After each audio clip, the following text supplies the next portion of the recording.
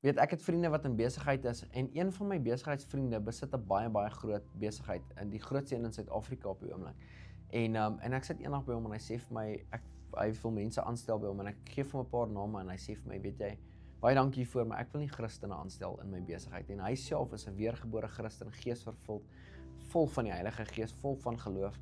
En hy sê hy stel nie belang om Christene aan te stel. Ek sê hoekom nie? Hy sê nee, Christene Hulle is die ouens wat die meeste jokkie by my. Hy is die ouens wat die meeste steel by my. Hulle is so entitled, hulle soek ook alles verniet.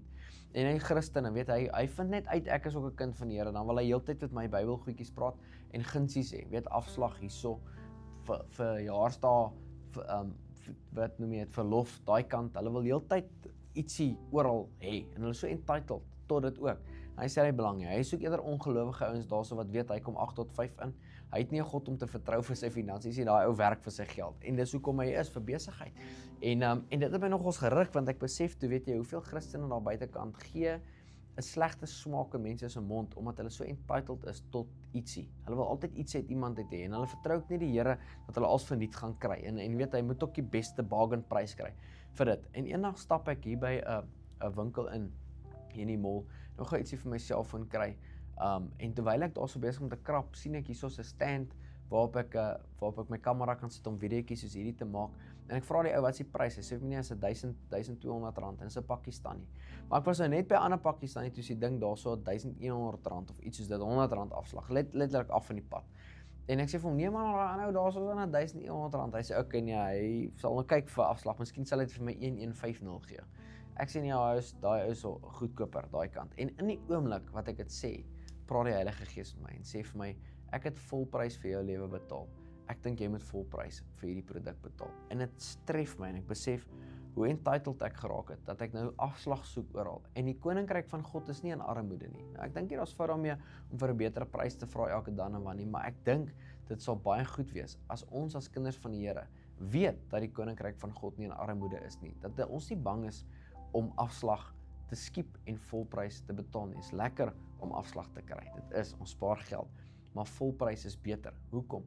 Want ons kan eintlik die koninkryk demonstreer wanneer ons dit doen. En net daar sê ek vir hom, nou I'll pay full price, R1,200. Hy sê vir my, no, for you, 1,150. Ek sê, you know what? Jesus died for me and paid a full price for my life, just as he died and paid a full price for your life. And because of that, my friend, I would like to pay full price today.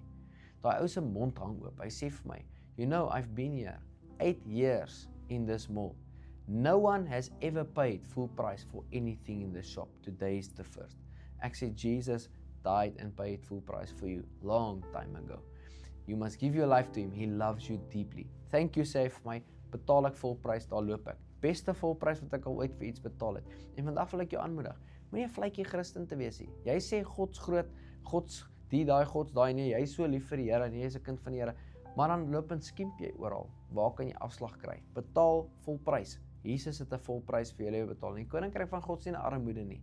God sal jou bless sodat jy 'n blessing vir ander mense kan wees. Vader, ek dank U vandag dat U so 'n blessing vir ons is, sodat ons 'n blessing vir ander mense kan wees.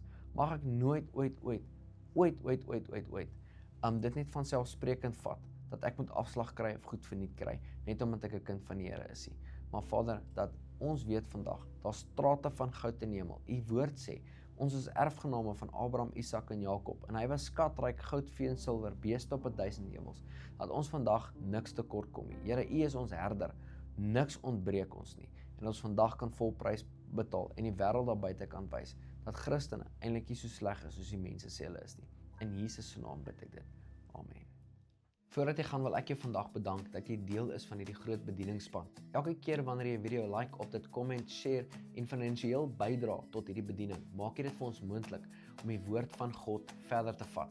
Daar's 'n groot sieleoes wat op jou rekening gaan kom, elke keer wanneer jy betrokke raak by wat die Here besig is om te doen deur ons bediening. En ek waardeer jou opreg. Vandag wil ek jou net seën met die seën van die Here.